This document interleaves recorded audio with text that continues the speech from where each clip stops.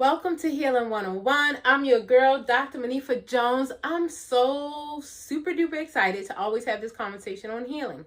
So let's get right into it. So Healing 101 was a platform that was created so we can all heal together. See, all of us are on our healing journey. It's just that most of us just don't know it. But not you, the Love Tribe. You have tapped in because you have been determined, just like myself, to enjoy this life with some love, peace, and harmony. That some of the things you have experienced thus far may have been uncomfortable, painful, full of trauma. I know, me too, right? But now we've determined that at this point in our lives, we're doing something different. We're actually deciding to be radical with ourselves. We've actually decided to hold ourselves to such a level of accountability that we no longer allow ourselves to be dysregulated. Now we are calling ourselves on a carpet. Now we are calling ourselves to the attention that we must be emotionally sound, emotionally resilient, and emotionally regulated, because we know that in the emotional regulation is where the joy and the peace truly is. Have you ever just gotten really angry, upset, or mad and just had the most amazing day? Your nervous system is all out of whack. You're overthinking. Your heart is beating. Your hands are sweating. You're like, what's happening here, right? It's not a good thing. But I love that on this healing journey, when you start tapping into loving yourself, you'll start paying attention to everything.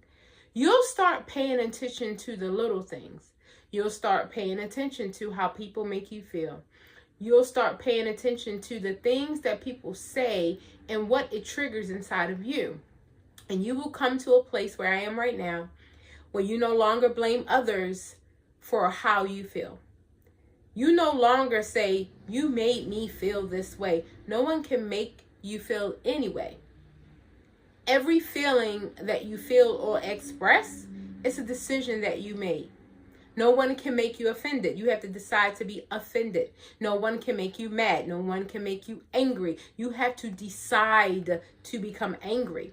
But one thing I know about the Love Tribe is that at this stage of our life, no one, and I mean absolutely no one, has the right, the permission, the approval, or the authority to trigger us or push our buttons. Because we've decided that right here and right now, we're going to be emotionally resilient because we're understanding the power of the pause. We are understanding and very willing to learn the pause principle so that we can maximize our life and take control of it. We no longer want to be in a place where we're sitting and waiting to react, where we know for sure that there are people around us who just don't mind. There are people around us, let me tell you, when I say they just don't mind hurting our feelings, there are people around us who just don't mind setting us off. There are people around us who like, I could really care if I push her triggers, if I push her buttons. I really could care less if I upset her. I really could care less if I rock the boat.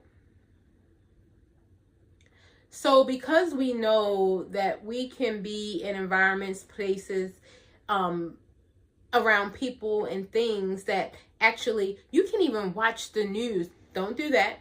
You can even listen to politics. You can even listen to the opinions of others. You can even go on social media and be triggered, right? Let alone your family and friends doing it intentionally. But we have decided that at this time in our lives that we are going to be in a place where, guess what? We are taking control. We're going to allow ourselves to slow down. We are going to allow ourselves to pause. And we are going to allow ourselves to really feel. We're going to give ourselves permission to reset. We're going to give ourselves permission to redesign. We're going to give ourselves permission to restructure ourselves, right? You see, I love the fact that we have to really just be intentional to give ourselves the permission to make sure that we are pausing to make sure that we are regulating our emotions, because one thing I realized is that mind stillness brings us heart clarity. See, when we learn to still the mind, that's where we get clarity. We don't get clarity in the frenzy. We don't get clarity in that. So what I want you to do is commit yourself today to just unfollow the frenzy. What makes you feel full of frenzy? Is it a certain person that calls you? Is it a certain text? Is certain mail that you open? Is it certain emails that you unfollow? Everything that causes you to go into a frenzy, because what I want you to understand is that the conditions of life are not going to change. You're going to have to change. But you also have to love yourself in the process of transforming yourself to protect yourself. Just like you would a little child. Would you let a little child run into the middle of the street, into a danger zone, and get hit by traffic? Of course you wouldn't. So why would you allow yourself to go into the frenzy? Why would you do that? It's this thing about, I don't know what it is about the storm that we're attracted to, the chaos and the confusion. It seems a little bit exciting, right? We're going to have to release ourselves from that adrenaline rush that for whatever reason we think that we need. We don't need it at all. It's important that you pay attention to what you hear when you finally slow down. I want you to know, when I finally slowed down, I saw myself, and it was, shall I say, not pretty. I saw myself, and I saw some characteristics that I wanted to let go of. I didn't want to be the person that hold a grudge. I didn't want to be a person that was petty. I didn't want to be a person that was opinionated. I didn't want to be the person that you see it my way or the highway. I wanted to be open to learning different points of view. I wanted to, for the first time in my life, be very intuitive, not to close myself off, because I've always had a mindset of what things should look like, what people should do. And if people weren't like me, grinding and working, and I'm like, oh my God, you're so lazy, you're a bum. Like, that is so mean. Like, the thoughts that I had, but I was really in a frenzy. And I was really being busy to be busy. And I was really covering up the fact that I was grieving my 2 children that died. And I was really just trying to keep myself so busy that I would never have one moment to grieve truthfully. And I would never have that moment of transparency with myself, because it felt too painful and it felt too overwhelming. And when I learned that, I said, whoa, I cannot hear my intuition while I'm rushing. And my whole life was a rush. My whole life was hurry up and write your to-do list and hurry up and get your to-do list done. My whole life was sticky note after sticky note after sticky note, and you're not finished the day until you take every sticky note down. And my life was, do not go to bed on red. If your phone has some missed calls on it, oh my Lord, do not go to bed on red. If you look at your phone and you're like, oh my goodness, take the time to appreciate. Like, for example, my husband gave me this phone cover. This phone cover is me. My favorite color, my favorite color is all over this phone cover. And I love to read. There are books here. So this symbolizes me. There are plants, nature. So my favorite color, nature, and books, everything I love in one phone case. I don't know about you, but I want to slow down, and I want to appreciate the fact that my husband thought so much of me, that he thought of all the things I like and put it into one gift. It means so much to me. Just even yesterday, the past weekend, actually, my husband, the past strong end, I should say, my husband brought me this wonderful workout where I can box with it, and it strengthens my arm. It's one of those resistant belts, but for boxing, right?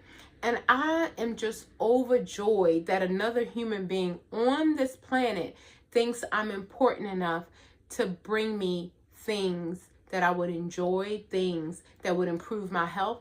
So what I don't want to do is, I don't want to focus on the relationships in my life where people don't honor me. And I do have some. I don't want to focus on the relationships in my life where people don't respect me. I don't want to focus on the relationships in my life when I've done above and beyond for individuals that have just no appreciation. But I want you to know there was a time in my life when that was all I could think about. There was a time in my life when that was in the forefront of my mind. But now I am so grateful and so thankful that I take the time to be grateful and thankful for the little things. I'm so grateful and thankful for people that do honor me. I'm telling you right now, if you just go through your life, you're going to meet people who don't honor you, who don't respect you, who don't cherish you. Don't consume your life with that. There was a time in my life when I would consume my life and I would blame myself and I would be so triggered and I couldn't understand. I've given you so much money. I've given you so much time. I've given you so much consideration. I've done so much for you. Why would you throw me away like I'm nothing? Why would you act as if I did nothing for you? I mean nothing to you. Like, you look at me with such just disdain, and I couldn't figure it out. But in the process of trying to figure those things out, guess what I did, Love Tribe? I blamed myself. In the process of trying to figure those things out, my question was always why? And I never really got to the bottom of it, and I never did get the answer. So I knew I had to be resilient and I had to be emotionally regulated. I knew that I couldn't just sit in the dark and be depressed and wonder why the individual don't want me in their lives. Why won't they? I had to stop. It was counterproductive. It wasn't supporting my mental health, my physical health by no means. It could really, if you really focus on it, it could cause sickness, illness. It could cause premature death. Why would I lose my whole entire life, my gifts, my skills, my talents, my purpose, and my destiny over a person who doesn't even think I'm important enough to be thankful for? So I've decided that on this journey, I am going to focus on the things that bring life. I'm going to focus on the things that bring joy, and the things that bring correction. I'm going to focus on that too. And the things that bring criticism, I am going to see it, but I'm not going to wallow in it. That's what I've decided. So I love that when I slow down, it helps me to say, what are you focusing on? What are your intentions for today? Are your intentions for today to hold a grudge, to be full of resentment, to be petty, to slander someone's name? They're slandering your name. They're not speaking truth, and furthermore, other people are believing it and jumping on the bandwagon. Do you want to sit down and think of all of those people who are involved in the lies? Does that progress you in life? Does that make you feel better? It doesn't. It doesn't. So I've decided, I've tapped out of that. And y'all better get excited. I've tapped into self-love, self-care practices, which includes slowing down and pausing, because what you're going to realize is that small silence creates strong souls. I'm going to say that again. Small silence creates strong souls. See, in the quiet, in the pause, in the stillness, in the calm, I learned that I'm stronger and I'm more powerful than I have ever given myself credit for. I learned that I am worthy of love. If I look back over my life and I looked at the way some people treated me, and I looked at my ex-marriage, and I looked at my domestic violence history, and I looked at the way some family and friends have kind of thrown me, like, let me tell you something. If I look at those things and I add them up, I might believe that I am so flawed, that I am not worthy of love, that I'm so, no. I wish you best on your journey, but I love me. I wish you best on your journey, but I absolutely intend in this lifetime to live out my purpose and my destiny to the highest, most capable manner that I can. I intend on this journey, while I'm in this space, in this time, in this hemisphere, to make my Father proud. I am so excited that I'm going to live a legacy that you're going to know who Eugene Middleton is. You better get excited. I love the fact that instead of pausing on my grief and pausing on my pain, I've decided to pause on my power. And I've decided to tap into my power. And I've decided how we're going to figure out how to minimize these triggers. They still come up. Life doesn't change. Life will keep lifing, and the conditions don't change. You must change. So I'm excited that, I can have a weekly reflection. And I can look back over my life. I can look back over my week. I can look back over, let me check out this day and see if I'm practicing my presence. I can go for a walk. Am I practicing my presence? Am I practicing the pause? Am I practicing hearing what you are not saying? Am I practicing seeing what is not obvious? That's what I want to know. I want to know if I'm tapping into the truth. And I want to know if I'm being transparent. I don't want to be that emotional, dramatic, dysregulated girl that you could say anything and next thing you know, my whole day is off, my whole week is off, my whole month is off. God, my year. No. So the greatest thing that I love is that in the pause, I get my power. In the pause, I get my power. Because I am not waiting for your opinion. I am not waiting for your validation. So in the pause, I get my power. And I tell myself who I want to show up as. And I give myself the standards by which I live by. And I don't allow myself to fall. And I don't allow myself to be triggered. And I don't allow emotional dysregulation anymore. We regulating ourselves over here. Because every time I hear something that make me go left, I catch myself.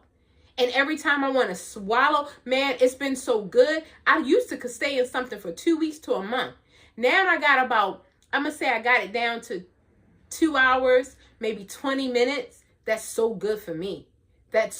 From 2 months to 20 minutes, I promise you, even if it's down to 2 hours, even if I take it down to 24 hours, that's amazing for me. Because I could wallow in something and I could overthink and I could start getting in my own way. You don't already said something that was an insult and went on your way. And I promise you next week is still on the forefront of my mind. I don't torture myself anymore. Now I love myself and I practice being kind to myself. So I'm hoping that this week you're going to tap into the power of the pause. You're going to tap into the pause principle because that's where you're going to find your power. I'm so excited that we are on this journey together, having a wonderful, phenomenal day on purpose.